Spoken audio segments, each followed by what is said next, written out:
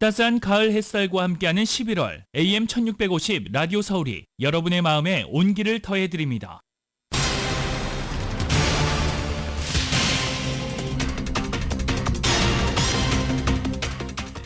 연방하원 3선에 도전했던 미셸 박스틸 의원이 결국 패배를 인정했습니다. 지지자들에게 감사하다고 밝힌 미셸 의원은 새로운 여정을 준비하겠다고 말했습니다. 이로써 이번 연방의회 선거에서 한인사회는 연방 상원의원 1명, 연방 하원의원 3명을 배출했습니다. 오늘 추수감사절을 맞아 LA 곳곳에서 불우이웃과 함께 나누는 행사들이 진행됩니다. 미드나잇 미션은 3,500파운드의 터키를 노숙자들과 함께 나눌 예정입니다. 올해 추수감사절에 역대 최대 인원이 이동할 것으로 예상되는 가운데 중동부 지역에는 비바람이나 눈이 예보돼 있어서 곳곳에서는 항공편 지연 결항이 빚어질 우려도 커지고 있습니다. 연말 쇼핑 대목인 내일 블랙 프라이데이 세일에 기록적인 매출이 예상되고 있습니다. 소매업체들도 특수를 기대하고 있습니다. 한인타운 한복판에서 뺑소니 교통사고로 80대 노인이 사망했습니다. 경찰은 주민들의 제보를 당부하고 있습니다. 불법 이민자 대거 추방을 공언한 트럼프 당선인 취임을 앞두고 한인사회도 촉각을 곤두세우고 있습니다. 미국에 거주하는 한인 불법 체류자 20만 명으로 추산됩니다. LA 카운티 슈퍼바이저 위원회가 홈리스 기금을 관리하는 부서를 창설하기로 하고 관련 절차에 들어갈 예정입니다. 트럼프 당선인이 중국에 10% 추가 관세를 부과하겠다고 밝힌 데 대해 중국 정부가 일방적인 관세 부과에 반대하며 양국이 지속 가능한 발전을 해야 한다는 입장을 밝혔습니다. 미국의 관세 폭탄에 맞서 캐나다도 미국산 제품에 대해 보호 관세를 검토 중인 것으로 알려졌습니다. 대통령직 인수팀은 2기 행정부 강요 지명자 등을 겨냥한 폭탄 협박 등이 벌어지고 있다고 밝혔습니다. 우크라이나 전쟁 종결 문제를 전담할 특사로 군 장성 출신인 키스 켈로그 전 부통령 국가안보보좌관이 지명됐습니다. 이스라엘군은 휴전 발효 이튿날 휴전 합의를 어겼다며 레바논 남부 시설을 공습했습니다. 대한항공과 아시아나항공 간의 기업 결합의 마지막 관문이었던 유럽연합 집행위원회가 최종 승인을 했습니다. 다음 달 대한항공의 아시아나항공 신주 인수가 끝나면 마무리될 전망입니다. LA 레이커스가 샌안토니오를 119대 101로 크게 이겼습니다. LA 클리퍼스도 워싱턴을 121대 96으로 대파했습니다. 샌프란시스코의 주전 유격수였던 브랜던 크로포드가 은퇴를 선언했습니다. 자연스럽게 자유계약 시장에 나와 있는 유격수인 김하성 선수에 대한 관심이 높아지고 있습니다. 오늘 원달러 환율은 1395.6원입니다. 남가주 오늘 점차 맑아지겠고 LA 한인타운의 낮 최고 기온은 75도로 예상됩니다. 이 시간 주요 뉴스는 하늘 위 호텔 세계 최대 항공기 아시아나항공 A380에서 차별화된 서비스를 만나보세요. 고국까지 편안하고 안전하게 모시는 아시아나항공 제공입니다.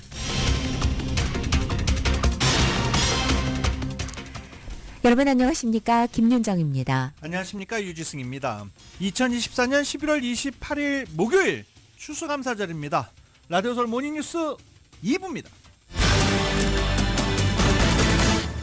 음식 준비하고 계십니까? 어제부터 시작하신 분들 많으시죠? 터키가 하루 만에 쉽게 익지가 않아요. 어제부터 일단 초보를 해놓고 그리고 오늘 다시 한번 구워야 된다라고 하시는 분들 상당히 많습니다. 어제부터 요리에 들어간 이웃 주민들 상당히 많습니다. 전국에서 가장 많은 인구가 이동하는 추수감사절 연휴를 맞아서 역대 최대 인원이 가족, 친지, 친구를 찾아 이동할 것으로 예상되고 있습니다. 중부 및 북동부 지역은 비바람 또는 눈이 예보돼 있어서 곳곳에서 항공편 지연 그리고 결항이 빚어질 수 있다는 우려도 나오고 있습니다. 참고하시기 바랍니다. 교통안전청은 추수감사절 앞두고 1,830만 명이 공항 보안 검색대를 통과할 것으로 그리고 약 8천만 명이 자동차를 이용해 여행할 것으로 추산했습니다. 그런데 중부와 북동부 등 일부 지역에는 강한 비바람이 수반되는 폭풍이나 눈이 예보돼 있어서 항공 또는 도로 교통에 차질이 빚어질 수 있다는 우려도 나오고 있습니다. 콜로라도, 와이오밍, 유타 일부 지역은 겨울 폭풍이 몰아쳐 폭설이 내릴 수 있다며 운전에 주의가 필요하다라고 당부가 됐고요. 겨울 폭풍은 연휴 기간 동쪽으로 이동할 것으로 예상되면서 5대호 연안의 주요 도시도 폭설로 도로 운행에 차질이 빚어질 수 있다라고 기상청은 예보했습니다. 일부 공항에서는 벌써 다양한 이유로 항공편 지연 등 차질이 빚어지고 있습니다. 그리고 오늘 뉴욕에서 벌어진 이 추수감사절 메이시스 퍼레이드 비가 내리는 와중에 그래도 또 잘 마무리됐습니다. 모두 비옷을 입고 퍼레이드를 함께 진행을 했었습니다. 뉴욕 경찰은 오늘 대규모 인파가 몰리는 만큼 교통 통제가 이뤄지는 퍼레이드 곳곳에 대형 트럭으로 길을 막아서 시민 안전에 대처를 했는데 지금 이제 서서히 철거하고 있는 모습입니다. 오늘 추수감사절을 맞아 상당수 소매업소들이 문을 닫는 가운데 코스코, 월마트, 타겟, 트레이더조가 영업하지 않습니다. 라이프스는 오늘 아침 7시부터 오후 3시까지 영업을 하고 CBS도 오전 9시부터 오후 2시까지만 영업합니다. 홀푸드나 스타벅스, 월그린 역시 단축 영업을 하고 있기 때문에 이 방문 전에 반드시 확인하시고 가야 하겠습니다. 한인업소들의 경우에는 대부분 정상 영업을 하지만 푸드코트는 문을 닫을 것으로 알려지고 있습니다. 자, 뉴욕 메이시스 백화점의 전통적인 연례 행사 추수감사절 퍼레이드 잘 진행됐고 마무리됐습니다. 그런데 이 CNN 등 여러 채널을 통해서 보면 추수감사절 퍼레이드 계속 하고 있죠. 뭐야 이게? 전국에서 추수감사절 퍼레이드는 총 7개 도시에서 펼쳐집니다. 물론 뉴욕에서 펼쳐지는 메이시스 추수감사절 퍼레이드가 가장 유명합니다. 메이시스 추수감사절 퍼레이드는 뉴욕시티에서 벌어지고요. 그리고 필라델피아에서는 던킨 도너츠 추수감사절 퍼레이드가 펼쳐집니다. 그리고 디트로이트에서는 아메리카스 추수감사절 퍼레이드가 펼쳐지고요. 그리고 지금 주류 방송에서 계속 보도되고 있는 게 휴스턴입니다. 휴스턴은 HEB 추수감사절 퍼레이드가 현재 진행 중에 있습니다.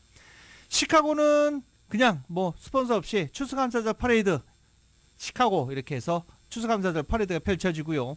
그리고 샬럿에서도 노벤트 헬스 추수감사절 퍼레이드가 펼쳐집니다. 그리고 마지막입니다. 이것도 메이시스가 주최합니다. 의미 있죠? 이곳에서 메이시스가 주최하는 것 시애틀입니다. 시애틀에서 메이시스 헐리데이 퍼레이드라고 해서 추수감사절 퍼레이드는 뉴욕에서 메이시스가 하니까 시애틀은 메이시스 헐리데이 퍼레이드라고 합니다. 근데 이번 뉴욕에서 펼쳐진 추수감사절 퍼레이드를 보면서 제가 좀 기분이 좀 그래요. 대형 풍선들이 나오지 않습니까? 귀여운 것, 그리고 인기 많은 캐릭터들이 대형 풍선으로 나옵니다. 당연히 스파이더맨, 슈퍼맨 이런 것들이 나오는데 오늘 보니까 포켓몬, 원피스, 드래곤볼 이런 일본 만화 캐릭터들이 상당히 많이 나오네요. 씁쓸합니다. 연말 쇼핑 대목의 신호탄인 올해 블랙 프라이데이인 내일 기록적인 매출이 예상되고 있습니다. 이은 기자가 전해드립니다. 전문가들은 블랙 프라이데이를 시작으로 본격적으로 막을 여는 연말 홀리데이 시즌에 최대 9,890억 달러가 쇼핑에 지출될 것으로 예상했는데 이는 기록적인 수치입니다. 전미 소매검 연맹은 올겨울 홀리데이 시즌 소비 판매가 지난해보다 최대 3.5% 늘어날 것으로 예상하고 있습니다. 어도비 애널리틱스에 따르면 11월 현재까지 쇼핑객들은 온라인 구매에만 지난해와 비교해 9.6% 더 많은 비용을 지출했습니다. 지출이 늘어난 이유 중 일부는 물가가 올랐기 때문이지만 그 이유가 전부는 아닙니다. 구매 트렌드를 추적하는 시장조사기관 서카나의 설문조사에 따르면 이번 연말 헐리데이 시즌에 주민들은 쇼핑에 더 많은 돈을 지출할 계획이라고 합니다. 설문조사에 따르면 국민들은 연말 연시를 맞아 평균 771달러의 예산을 책정한 것으로 나타났습니다. 이번 블랙 프라이데이에 제공되는 큰 할인폭을 누리기 위해 올 블랙 프라이데이와 다음 주 월요일인 사이버 먼데이까지 사상 최대 규모의 쇼핑객이 몰릴 것으로 예상됩니다. 서카나의 설문조사에 따르면 62%가 식비와 공과금 상승으로 인해 쇼핑 방식을 변경할 것이라고 답했습니다. 브랜드 제품 대신 저렴한 제품을 찾고 선물을 줄이거나 더 저렴한 선물을 구매하여 특히 할인 제품을 찾고 있다는 것입니다. 올해 추수감사절이 늦어져 크리스마스까지 남은 기간이 짧습니다. 따라서 업체들은 블랙 프라이데이 이후 내내 할인을 제공할 것으로 전문가들은 예측하고 있습니다. 앞으로 수주일 동안 소매업체들이 예상 판매 실적을 달성하지 못하면 연말 전에 재고를 처리하기 위해 12월에 추가 할인이 있을 수 있다는 것입니다. 어도비는 블랙 프라이데이에는 TV, 토요일에는 컴퓨터, 사이버 먼데이에는 전자기기와 의류의 할인이 가장 클 것으로 보고 있습니다. 올해 인기 장난감으로는 레고, 핫휠스, 바비 인형이 예상됩니다. 성인용으로는 다이슨 에어랩 헤어 스타일러, 블루투스 스피커, 피트니스 트래커 등이 인기 상품으로 꼽힙니다. 라디오설 뉴스 이은입니다. 추수감사절 연휴를 맞아서 대대적인 교통 단속이 실시가 됩니다. 당연히 DUI, 음주운전, 약물운전 단속이 되고요.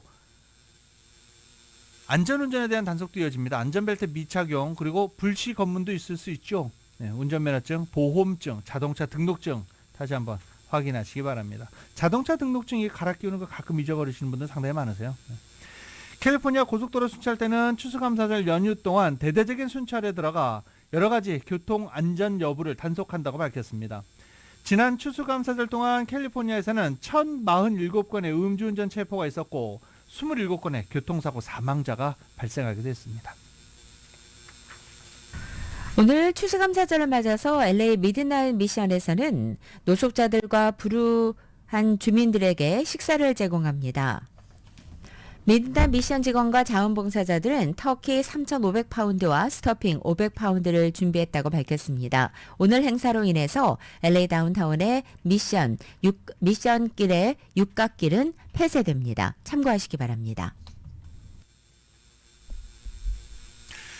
잠시 한국 가보겠습니다. 이제 추수감사절, 한국의 추석 같은 날이잖아요. 한국에 연락한 지 오래되시는 분들은 한번 연락 좀 해보십시오. 폭설이에요. 한국에 첫눈이 왔는데 첫눈이 폭설이었습니다. 폭설 경보까지 내려졌는데 일단 지금은 경보는 다 해제된 상태입니다. 한국의 폭설 피해 KBS가 보도합니다. 골프 연습장 구조물이 흔들리더니 순식간에 구겨지듯 무너집니다. 서울 강북구의 한 실외 골프 연습장 천장이 폭설에 무너졌습니다. 사고 당시 연습장에 손님은 없어 인명피해는 없었습니다. 너무 허망하죠. 저희가 대비는 했는데 이렇게 눈이 많이 와가지고 무너질 거라고는. 작업장에 있던 근로자가 황급히 몸을 피합니다. 곧이어 CCTV 화면이 건물 잔해로 가려집니다. 경기도 화성시의 한 공장 건물 지붕이 무너졌는데 인명피해는 없었습니다. 경기 안성에선 자동차 부품 공장에 덮개가 무너져 70대 근로자 1명이 숨졌고 택배회사 가건물이 무너져 택배기사 6명이 다치기도 했습니다. 용인시에선 눈을 치우던 60대가 쓰러진 나무에 깔려 숨졌습니다. 주거용 비닐하우스가 무너지면서 이재민도 속출했습니다. 경기 광명시의 한 주거용 비닐하우스 앞입니다. 눈이 위로 쌓이면서 천장이 위태롭게 휘어졌습니다. 이번 폭설로 경기 지역에서만 이재민이 80명이 넘었습니다. 제일 막막한 게 하우스 짓는 거예요. 빨리 그 집 보수면 되면은 딴 거는 그냥 바랄 게 없을 것 같아요. 경기도 의왕시의 도깨비 시장 지붕이 100m가량 무너졌고 안양시의 농수산물센터 지붕이 무너져 1명이 다쳤습니다. 안성시에선 육교 지붕이 무너져 주민들이 큰 불편을 겪었습니다. 가려면 여기 육교밖에 없는 상황이어가지고. 서울 마포구 일대에선 정전으로 750가구의 전력 공급이 4시간 동안 중단되기도 했습니다. 물건 정리하고 있는데 갑자기 이렇게 펑 하면서 싹 꺼지면서 정전이 되면서 폭설로 전력시설에 이상이 생기면서 오늘까지 전국에서 130여 건의 정전 사고가 발생했습니다. KBS 뉴스 배지연입니다.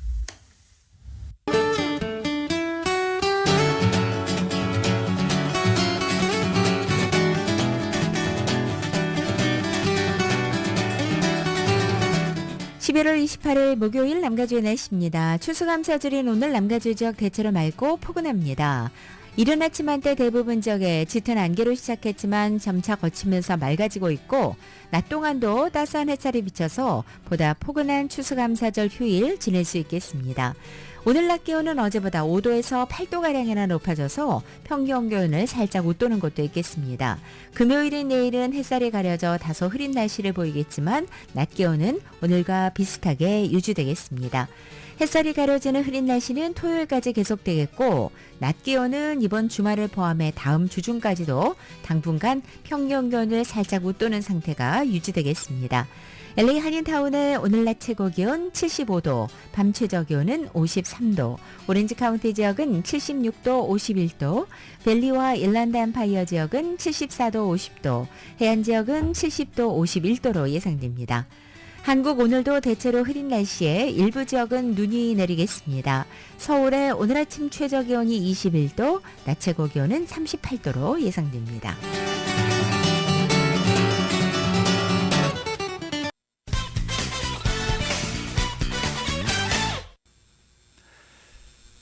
자, 다음 소식 선거 소식입니다. 이 캘리포니아주 연방하원 45지구에서 3선에 도전했던 미셸 박스틸 하원 의원이 피말리는 초박빙 접전 끝에 수백 표 차로 석패하면서 3선 문턱을 결국 넘지 못했습니다.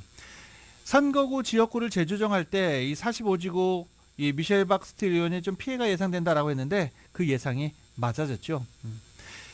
미셸 박스틸 의원은 재개표를 요구하거나 이런 일 하지 않고 그냥 깔끔하게 패배를 선언했습니다. 패배를 인정을 했습니다. 정윤호 기자가 보도합니다.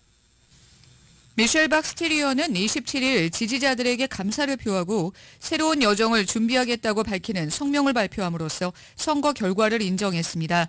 스틸 의원은 이날 소셜미디어 X에 올린 글에서 두 팔 벌려 자신을 환영해준 나라 미국은 제 미래의 일부가 될 것이라며 의정 생활을 하면서 이민 1세를 돕고 인권을 수호하는 임무를 해왔다며 합법 이민자와 어려움을 겪고 있는 가정을 대신해 일하기 위한 여정이었다고 밝혔습니다. 스틸 의원은 모든 것은 신의 뜻이며 모든 여정과 마찬가지로 이번 여정도 새로운 여정을 시작하기 위해 끝났다라고 밝혔습니다. 스틸 의원은 이날 성명에서 민주당의 데릭 트렌 후보를 명시적으로 언급하지 않고 끝없는 선거 캠페인 동안 자신의 곁을 지켜준 지지자, 스텝, 가족, 특히 남편에게 감사하다고 밝히고 자원봉사자들의 부단한 노력이 없었다면 여기까지 올 수 없었을 것이라고 덧붙였습니다. 그러면서 유권자 여러분께 감사드리고 여러분을 위해 싸우는 것을 멈추지 않겠다고 밝혔습니다. 스틸 의원과 도전자인 트렌 후보는 불과 600여 표의 근소한 차이라 그동안 재검표 가능성이 제기됐지만 스틸 의원은 재검표 요청 없이 선거 결과를 인정했습니다. 가주 45지구는 11월 5일 선거가 치러진 뒤 3주가 지나서야 승패를 결정지을 정도로 초박빙 접전 양상을 보였으며 435개 연방하원 의석 중에서 세 번째로 늦게 승자가 결정됐습니다. 스틸 의원이 개표 초반 11,000표 차이로 민주당의 트렌을 여유있게 따돌리며 승리 전망을 밝혔지만 개표가 진행되면서 두 사람 간의 격차가 줄어들었고 선거 후 11일이 지나서 트렌 후보에게 역전을 허용했습니다. 미셸 스틸 의원은 2020년 연방 하원 선거에서 가주 48지구에 출마해 당선된 후 2022년에는 선거구 재조정으로 45선거구에 출마해 재선됐습니다. 가주 조세 형평국 위원부터 오렌지 카운티 슈퍼바이저, 연방 하원의원 등 그동안 출마한 모든 선거에서 한 번도 패한 적이 없어 선거의 여왕이라는 별명을 가진 스틸 의원은 이번 3선 도전에서 베트남계 유권자들이 몰려있는 45지구에서 베트남계 후보에게 너무나도 아쉽게 석패했습니다. 미셸 스틸 의원은 이민 1세라는 장벽을 허물고 2020년 연방 하원에 입성하는 기록을 썼으며 한인 커뮤니티의 권익보호와 정치력 신장에 앞장서온 정치인으로 스틸 의원의 3선 도전이 무산된 것에 미주 한인사회는 한마음으로 안타까워하고 있습니다. 하지만 스틸 의원은 지난 월요일 2026년 연방하원 재선 도전을 위한 서류를 제출한 것으로 알려져 스틸 의원의 새로운 여정에 기대를 걸고 있습니다. 라디오 서울뉴스 정현호입니다. 이번 연방의회 선거를 통해 한인사회는 연방상원의원 1명과 연방하원의원 3명을 배출한 것으로 최종 결정됐습니다. 따라서 지난 118대 연방의회에서 하원의원 4명이 당선돼 활동했던 것에 비해서 내년 1월 3일에 출범하는 이번 119대 연방의회에서는 미국 내 한인사회의 정치적인 영향력이 훨씬 더 커질 것이라는 기대를 낳고 있습니다. 이번 선거에서 앤디 킴 하원의원이 한국계로는 처음으로 연방 상원의원에 당선됐기 때문입니다. 앤디 킴 의원은 지난 2018년 뉴저지주에서 연방 하원의원에 당선된 뒤 6년 만에 상원에 진출하게 된 것입니다. 또 연방 하원의원 선거에서는 영킴 의원과 메릴린 스트리클랜드 의원이 각각 3선에 성공했고 이어 캘리포니아 주 의원으로 활동하던 데이브 민 주 상원의원이 처음으로 연방 하원의원에 당선된 것입니다. 이제 4명의 한국계 정치인이 연방의회에서 활동하게 되면서 미국 주류 사회에서는 한인들의 위상이 한층 더 높아진 것은 물론이고 그동안 상대적으로 소수였던 한인사회의 목소리를 더욱 적극적으로 대변할 것으로 한인들은 기대하고 있습니다. 아울러 차세대 젊은 한인들의 정치 진출 통로도 훨씬 더 폭넓게 열리는 계기가 될 것이라는 전망도 나오고 있습니다. 노숙자 문제 해결을 위해 배정된 거액의 예산이 제대로 운영되지 못하고 있다는 비난이 커지고 있는 가운데 LA 카운티 슈퍼바이저 위원회가 홈리스 기금 관리 부서를 창설하기로 하고 관련 절차에 착수하기로 결정했습니다. 린지 오바트 LA 카운티 슈퍼바이저 위원회는 홈리스 관련 기금 운영의 투명성과 해당 기금이 제대로 지출되는지에 대한 정부 차원 책임감이 커지면서 이번에 별도 부서를 마련하기로 했다라고 배경을 설명했습니다. 구조적인 변화는 매우 어렵겠지만 홈리스 기금 운영에 허점이 노출된 현 상황에서 전담 부서 마련이 필요하다라고 강조하기도 했습니다. LA 한인타운에서 보행자 사망 뺑소니 사건이 발생해 경찰이 용의자 차량을 추적하고 있고 주민들의 제보를 당부하고 나섰습니다. 뺑소니 사고는 어제 새벽 6시경 웨스턴 애비뉴와 7가 교차로 횡단보도에서 발생했습니다. LAPD에 따르면 용의 차량은 2004에서 2006년형 파란색 또는 밝은 회색의 에큐라 MDX SUV로 확인됐습니다. 운전자는 사고 직후 현장에서 도주했으며 피해자는 현장에서 사망 선고를 받았는데 신원은 아직 공개되지 않았습니다. 용의자 체포와 유죄 판결로 이어지는 정보를 제공하는 사람에게는 최대 $50,000의 현상금이 지급됩니다. 사고와 관련된 정보는 LAPD로 연락하거나 익명 제보는 LA 지역의 범죄정보센터 또는 홈페이지를 통해 가능합니다. 연방이민세관단속국이 불법 이민자 구금시설 확대를 적극 추진하고 있습니다.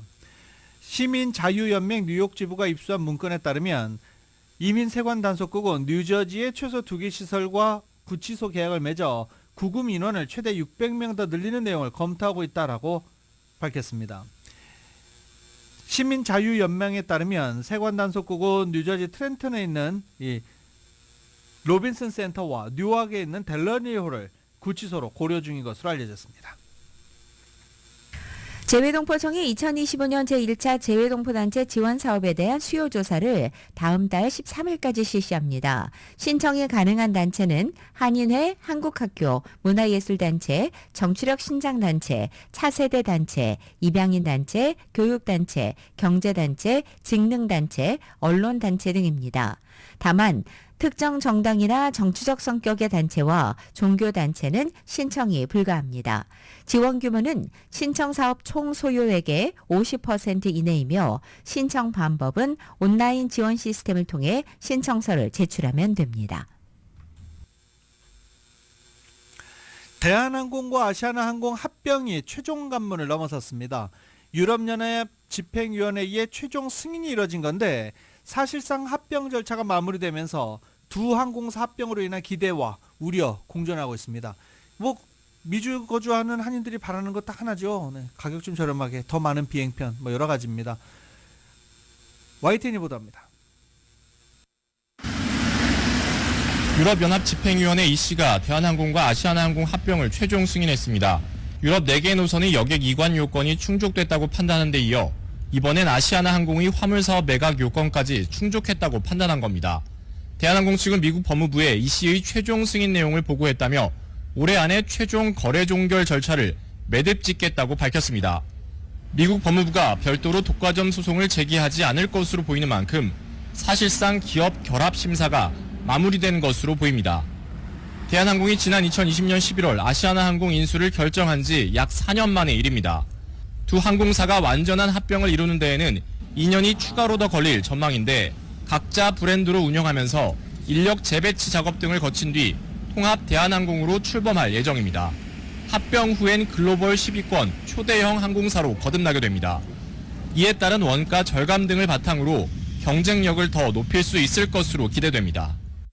우리가 석유를 100% 수입하는 국가인데 대한항공, 아시아나가 석유를 대량으로 구매하기 때문에 그런 구매에 대한 경쟁력을 가지게 될 것입니다. 대형 항공사가 생김으로 인해서 여객과 화물에 있어서 경쟁력을 가지는 것이고 다만 우려의 목소리도 적지 않습니다. 우선 중복되는 인력의 재배치 과정에서 내부 반발을 최소화해야만 합니다. 양사의 마일리지 제도 통합 과정에서 대한항공과 아시아나의 비율을 어떻게 할지를 놓고 합리적인 방안을 마련해야 하는 과제도 남았습니다. 양사 합병에 따른 통합 저비용 항공사가 출범할 경우 국내 LCC 업계 판도도 크게 출렁일 전망입니다. YTN 최두입니다.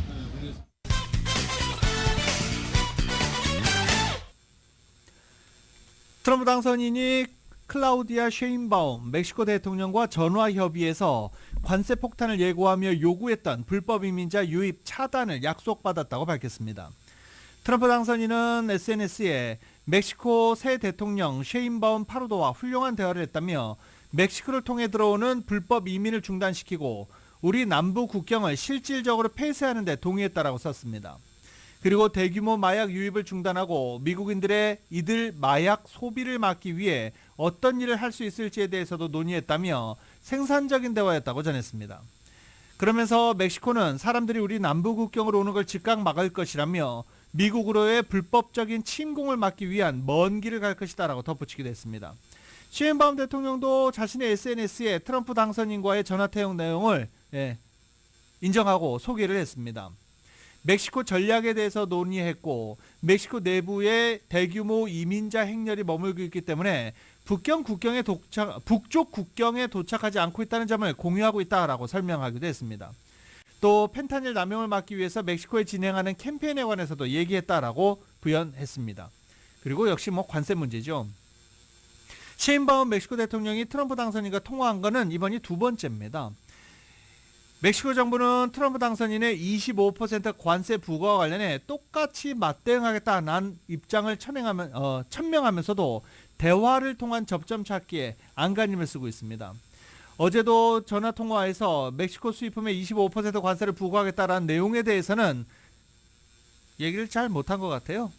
얘기를 못한 것. 그리고 기자회견을 통해서 미국의 관세가 자기 발의 청소기처럼 거꾸로 미국의 손해를 보고 할 것이다 이렇게 강조를 했는데 전화에서는 그런 내용을 얘기를 하지는 못한 것 같습니다. 에브라도로 멕시코 장관은 대통령 당선인이 진정 원하는 것이 관세 부과가 현실화가 아닌 협상일 것이다 라고 이야기하기도 했습니다.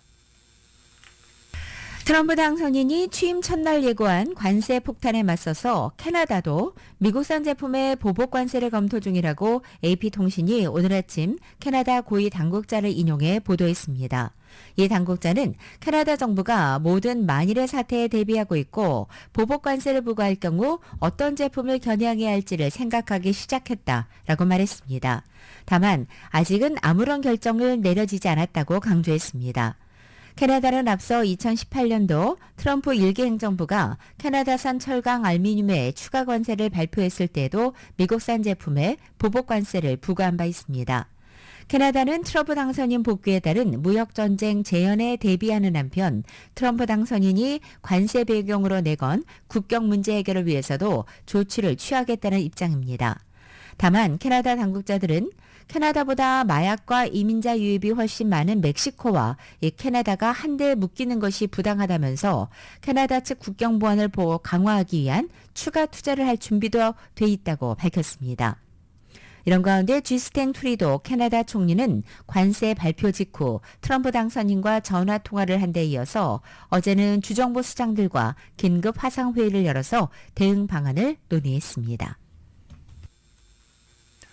트럼프 당선인이 중국에 10% 추가 관세를 부과하겠다고 밝힌 데 대해서 중국 정부는 일방적인 관세 부과에 반대하여 양국이 지속 가능한 발전을 해야 한다라는 입장을 밝혔습니다. 상무부는 허야둥 상무부 대변인은 정례 브리핑에서 트럼프 당선인이 취임 첫날 중국산 제품의 기존 추가 관세에 더해 10% 추가 관세를 부과하겠다고 밝힌 데 대한 논평에 관세 부과 조치에 반대하는 중국의 입장은 일관된다라고 답했습니다. 무역 파트너에게 독단적으로 관세를 부과하는 것으로는 미국 내 문제를 해결할 수 없다라고 지적하기도 했습니다. 그러면서 미국은 세계무역기구 WTO 규정을 준수하고 중국과 상호 존중, 평화 공존, 협력 공용이라는 원칙에 따라 중미 경제, 중미 무역 관계의 안정적이고 지속 가능한 발전을 함께 촉진해야 한다고 강조했습니다. 크리스틴 라가르드 유럽중앙은행 총재가 트럼프 대통령 당선인의 관세 정책에 더해서 무역 전쟁은 전 세계 국내 총생산 GDP 감소로 이어질 것이라고 경고했습니다. 라가르드 총재는 파이낸셜 타임즈와의 인터뷰에서 무역전쟁은 그 누구에게도 이익이 되지 않는다며 이같이 말한 것입니다.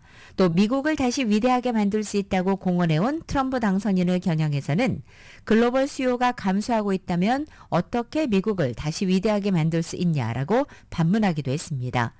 앞서도 라가르드 총재는 트럼프 당선인의 두 번째 임기가 유럽에는 분명한 위협이라고 경고한 바 있습니다. 간첩, 마약 혐의로 중국에 수감됐던 미국인 3명이 미중 간 수감자 막교환에 따라 석방됐습니다. 백악관은 중국에 수감돼 있던 마크 스위던, 카이 리, 존 룬 등 3명이 석방돼 집으로 돌아오고 있다고 밝혔습니다. 이 가운데 스위던은 중국에서 마약 관련 혐의로 사형을 선고받았고 12년 이상 감옥에 있었던 것으로 전해졌습니다.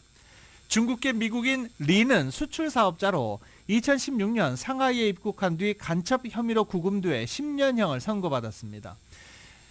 그리고 룽 역시 지난해 간첩 혐의로 종신형이 선고된 것으로 알려졌습니다. 국무부는 이들 3명에 대해서 부당하게 구금됐다고 판단했고 미국 정부는 중국에 이들의 석방을 촉구해 왔었습니다. 이번 석방은 미국에 구금된 중국인과 맞교환 차원으로 전해지고 있습니다.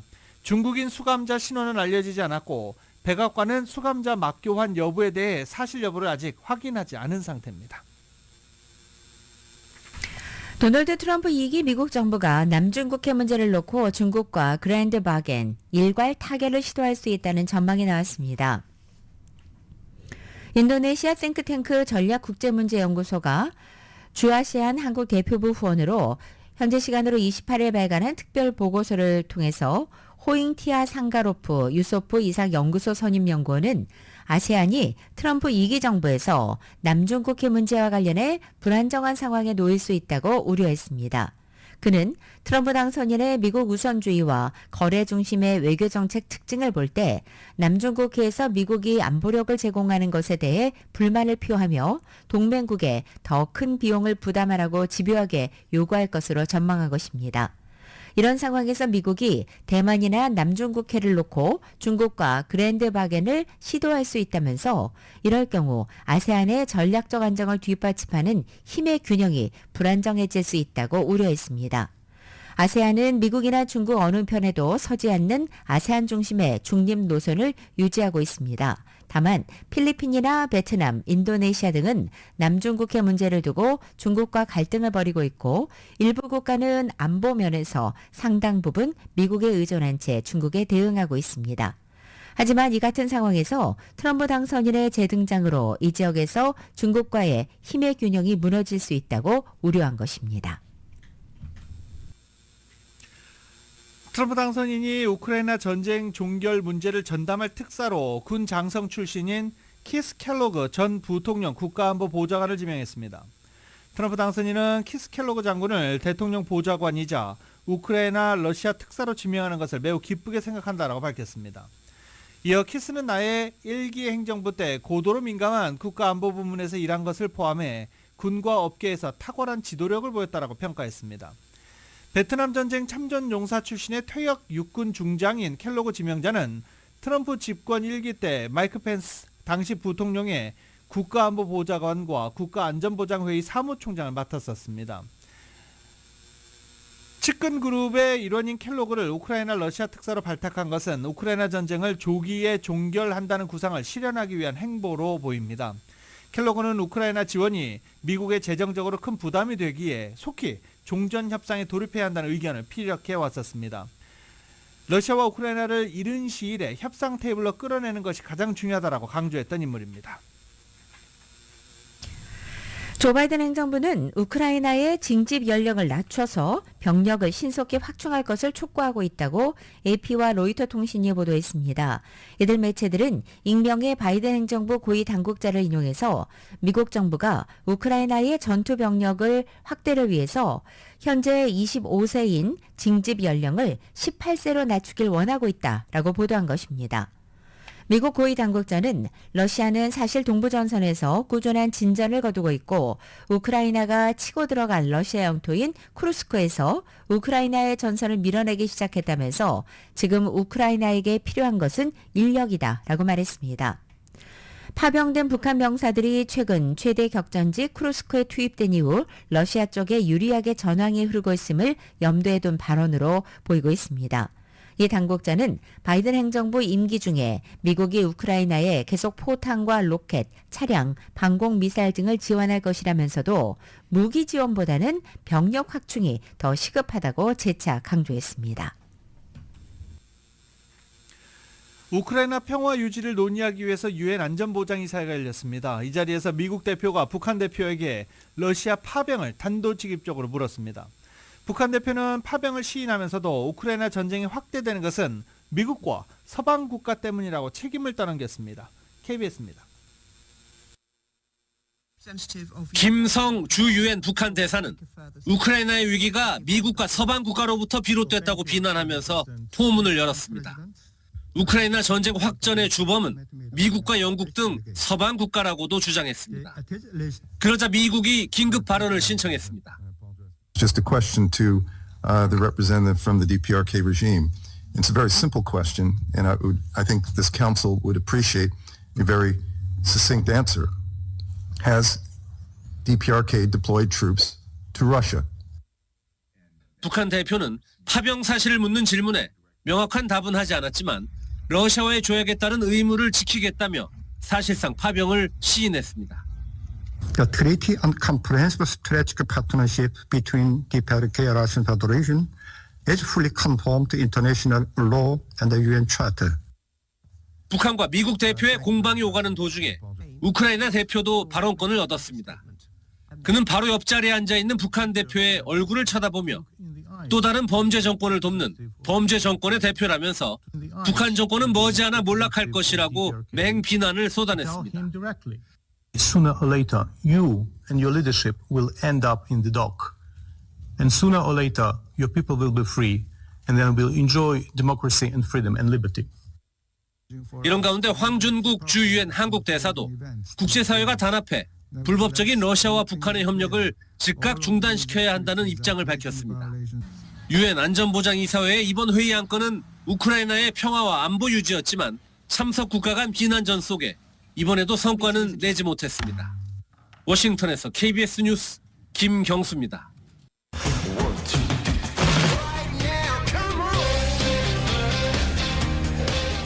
라디오설 모닝뉴스 스포츠 소식입니다. 스포츠 소식은 전문가가 추천하는 이민법과 가정법 전문 제인정 종합법률사무소 제공입니다. 어제 레이커스 클리퍼스 모두 승리를 거뒀습니다. 그것도 둘 다 대승을 거뒀어요.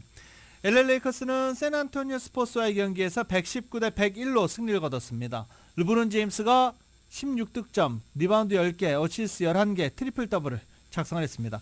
르브론 제임스는 자신이 트리플 더블을 작성할 때마다 최고령 기록을 계속 갈아치우고 있는 중이에요. 네. 레이커스의 돌턴 커넥트, 신인 드래프트 1라운드에 지명된 선수죠.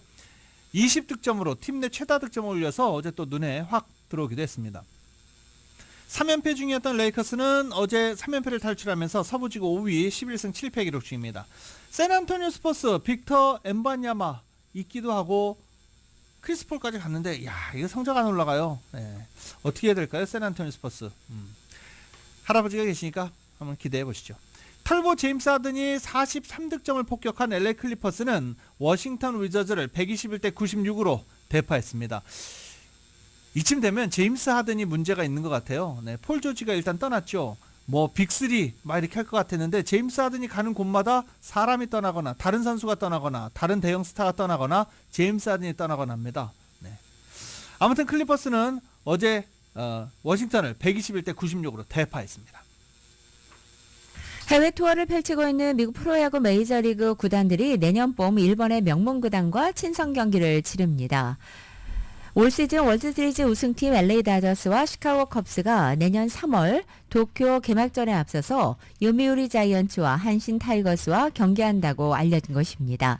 LA 다저스는 내년 3월 15일 요미우리 그리고 16일에는 한신과 경기하고 시카고 컵스는 역시 같은 날 한신과 요미우리를 차례로 상대할 예정입니다.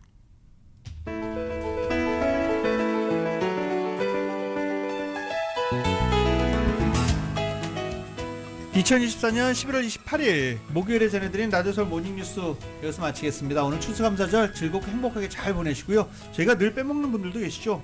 추수감사절 별로 크게 할 일이 없으신 분들도 많아요. 그리고 똑같이 일하시는 분들도 많습니다. 그분들도 행복한 하루 보내시기 바랍니다. 지금까지 진행의 유지순, 김윤정이었습니다.